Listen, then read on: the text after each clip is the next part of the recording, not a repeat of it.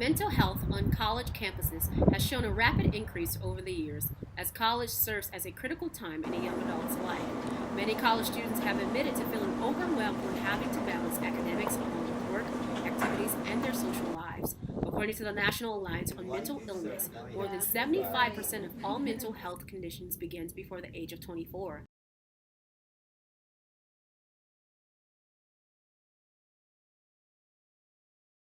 Extracurriculars and classes and outside projects like group projects and papers to write, it can get pretty overwhelming. I think for me, a lot of the pressure just comes from the major I'm in, since I have to make it to grad school and you have to have a super high GPA. So I think that makes everything I do more overwhelming. College counselors are seeing a record number of students whom are dealing with a variety of mental problems, from depression, anxiety, to even more serious psychiatric disorders. Common warning signs include social withdrawal, problems thinking, increased sensitivity, apathy, illogical thinking, nervousness, unusual behavior, and mood, sleep, or appetite changes. However, the University of Wisconsin-Whitewater is one of several campuses taking strides to ensure students are aware that there are resources and help available. Students may not know what's going on with them, especially young students. We know these are a time when young people often start experiencing some serious symptoms. And doesn't mean that they may not have been experiencing issues even earlier, but like college students, it's not uncommon at all for freshmen and sophomores to start having some serious psychological issues, and they don't understand sometimes what it is. It's new. They may not have ever struggled as much, and they have just a hard time figuring out what's going on. Other reasons include their family may not be supportive of them. For example, I've had students, tell me that basically their parents told them to straighten up and fly right, and that's not possible for them. I've also heard students talk about not wanting to be stigmatized. There are resources students can access on campus to find help, including the University Health Counseling and Service Center or the UHCS website. Coming to Whitewater was a revelation for me because throughout my entire life, I've gone to private schools. So I've been going to Catholic school since I was in elementary school, and I actually got my degree from a private Catholic university prior to UW-Whitewater. So talking about mental illness was really not something in discussion in the private sector, because in the Catholic realm, usually talked about helping those situations with prayer or faith. But coming to Whitewater was really interesting for me because it was my first outreach of, hey, if you're feeling these kind of thoughts, then you have a resource to go to, or it's perfectly fine to feel those thoughts, but here are the sources you can have to aid in those problems. Students are also encouraged to confide in resident assistants, friends, or professors who could go with them to seek professional help. Just when talking about mental health problems, you have to address what the mental health issue is. Sometimes it could be a suicidal mental issue. And then when something like that happens, you have to call 911 because it is an emergency, and it's dependent on whether that resident has attempted or has just spoken verbally as though they are going to attempt something. And so, say just for one situation, the particular resident said that they were thinking about it but didn't make any attempts. Then you would call the either complex director. If they're not available, then you call the assistant complex director, talk through some plans with them. Then you talk about some resources, counseling. You can even go as far as to walk them to the counseling appointment. However, as RAs, we are not able to sit in the appointments with them. We can even be there as a person of support, whether making the call and or walking there. If you're teaching a class and you see changes in a student, it tends to be changes either or both in attendance or in grades. So you'll see somebody who is in class every day for 2 months and then all of a sudden they're gone for 2 weeks. Or their grades have always been really strong and then you see a noticeable drop off. So those are the big changes that you see. I think when you first see those changes as a professor, more often than not, you reach out to somebody if they're in class, catch them after class, or if you haven't seen them in a while, you can send an email to somebody to just kind of check in. Everything going okay? The Mental Health America website shares tips on how people can start the conversation if they are in need of help. First, start with a text if a face-to-face talk is too intimidating. Second, find and share information that'll keep or explain what you're going through. Or 3, take a youth screen test at mhascreening.org to print out and share with the person you want to talk to. Students can also call the numbers on the screen if they are in need of someone to talk to and listen.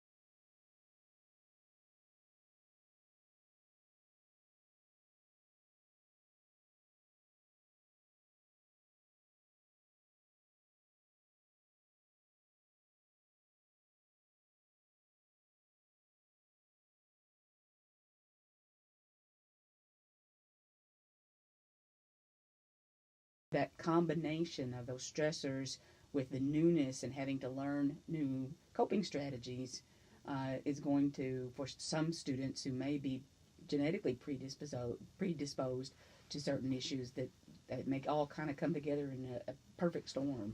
You know. Do you think it's important for professors to be conscientious of students who may be battling with a mental illness? Absolutely. Yes, for several reasons. Number one, a lot of our students are struggling with anxiety and depression. It's going to have an influence on their ability to engage in class. It's going to have, or it may have, I shouldn't say it's always going to, but if they don't have those support structures and resources, they're more likely to have problems. Even just going to class, if you struggle with depression or anxiety, sometimes it's even difficult or impossible to get up out of bed, So very definitely it's helpful when you have faculty who are engaged enough to reach out to students, to say, hey, I've noticed, there's a change, or, you're struggling in course and getting the papers in or something, and reaching out to them with telling them where, that they can get counseling. Some of us often walk students over to counseling services if that, is clearly a student needs that, or it's clear that they need it, whether they need it or not, just to help them to do that. And in addition to helping the student themselves, sometimes we have to intervene with students who are struggling in classes where they can't control their behavior. So sometimes as chair, I've had situations where other students were afraid to have a student in class, and that's when we need to be able to reach out to the care team and the Dean of Students Office to know how to help those students. And that's one of the things I don't think students realize. If there's a student who is brought to the attention of a faculty member or staff member on campus, maybe as a possible threat to himself or her, others, that what we try to do, at least in our department, is to make sure that the care team is notified, because the care team kind of has feelers, all over the campus. So if the student is in residence life and there have been issues over there, then the care team might also already have that report. And so when you start seeing multiple reports from multiple entities, then you really recognize, hey, this is something that we need to, this needs an intervention. Well, thank you. That's all I have.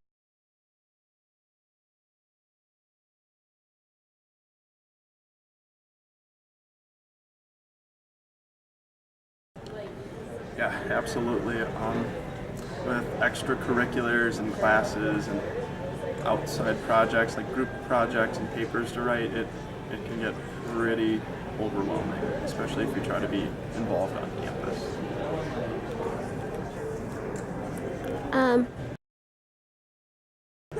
Yeah, quite a few friends of mine from Whitewater and from other schools as well have had their struggles, and I've had problems at times as well. Why do you think mental illness is so prevalent on college campuses? I think it's probably just as prevalent as it was before, but now it's okay to need help and okay to ask for help.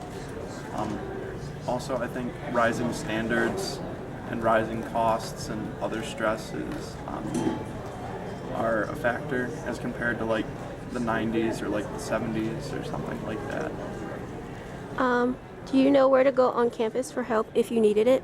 Yes, you can go to the second floor of the Ambrose Health Center, where there are professionals that can help you at any time. Do you feel comfortable going to a professional